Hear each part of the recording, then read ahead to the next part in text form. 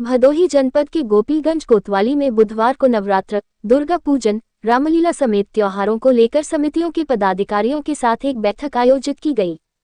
Gyanpur CO प्रभात राय ने बैठक में आए लोगों को सभी दिशा निर्देश के बारे में विस्तार से बताया। सीओ प्रभात राय ने बताया कि दुर्गा पूजन में पारंपरिक तरीके से ही सभी कार्य किया जाएगा। कोई भी नई चीज की शुरुआत नहीं की जाएगी। सभी पूजा समितियों को उप जिलाधिकारी के यहां से अनुमति लेना जरूरी है। बिना अनुमति के कहीं भी कोई पूजा पंडाल स्थापित नहीं किया जाएगा। सभी पूजा पंडाल में प्रवेश और निकास द्वार की समुचित व्यवस्था रहनी चाहिए। पंडाल के पास अग्निशमन यंत्र, बालू, पानी की व्यवस्था रहनी चाहिए। पंडाल में किसी तरह का प्लास्टिक और थर्मोकोल का प्रयोग नहीं होना है। बिजली की आपूर्ति में खुला तार नहीं रहना चाहिए तथा जो बिजली का देखरेख करने वाले का डिटेल समिति के लोग स्थानीय थाना में जमा कर दें। हाइलोजन बल्ब इत्यादि पंडाल में समुचित दूरी पर लगाना है। दुर्गा पूजन और विसर्जन के दौरान किसी भी तरह का अस्त्र शस्त्र का प्रदर्शन और मादक पदार्थ का सेवन नहीं करना है। सीओ प्रभात राय ने कहा कि त्योहार को शांति और सौहार्द के साथ मनाना चाहिए। इस दौरान किसी तरह का हुदंग इत्यादि से बचना चाहिए। त्योहारों से हमें संबंधित देवी देवता अथवा महापुरुष के आदर्शों पर चलने की प्रेरणा मिलती है। इस दौरान पूजन समिति के सभी सदस्यों को पूरी तरह सक्रियता, प्रेम और सौहार्द का परिचय देना चाहिए।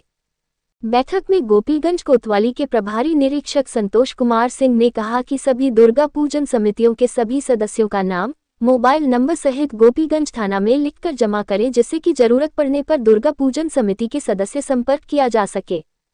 साथ में दुर्गा पूजन स्थल, पूजन का कार्यक्रम, विसर्जन तिथि और समय, विसर्जन स्थल, विसर्जन रूप भी थाना में लिखित रूप से जमा करें तथा पंडाल के पास रखे कम से कम 2 अग्निशमन यंत्र को सभी सदस्य चलाना सीख लें।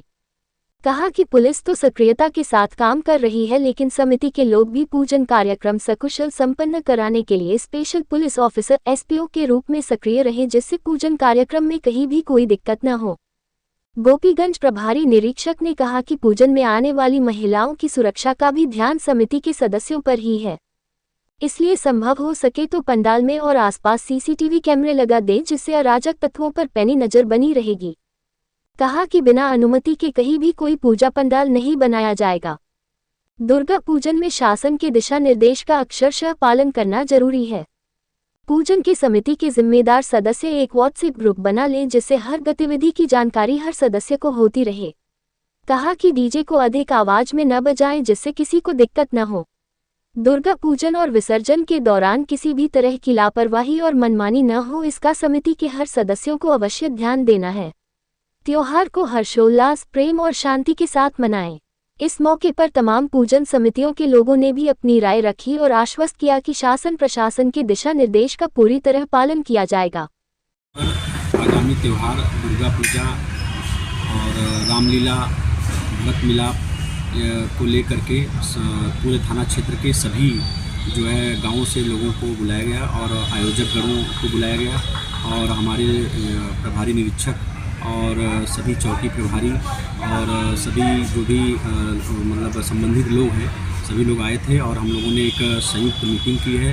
मीटिंग में विभिन्न चीज़ों के बारे में, समस्याओं के बारे में कि अगर किसी के गांव में कोई त्यौहार के दौरान पूर्व में कोई घटना हुई हो या कोई समस्या हुई हो या वर्तमान में कोई समस्या हो, इन सभी बिंदुओं पर हम लोगों ने जो है वार्ता किया है, मीटिंग किया है और आगामी त्यौहार को लेकर हम लोग पूरी तरह सतर्क हैं और आगामी त्यौहार को लेकर के हम लोग एक बेहतरीन सुरक्षा व्यवस्था ड्यूटी लगाएंगे और सबसे निवेदन भी हम लोगों ने किया है कि जो भी पंडाल लगाएं वह ऐसा पंडाल हो जिसमें निकास के लिए काफ़ी पर्याप्त जगह हो और गुफानुमा न हो और ज्वलनशील पदार्थ से बिल्कुल दूर हो और साथ ही साथ जो है हम लोग उनसे ये भी बोले हैं कि सभी लोग शांतिपूर्ण तरीके से और जो है आपस में एक दूसरे के प्रति सौहार्दपूर्ण प्रेम भावना रख करके सकुशल पूर्वक त्यौहार को मनाएंगे और अपने अपने पंडाल में पर्याप्त मात्रा में बालू और पर्याप्त मात्रा में पानी भी रखेंगे।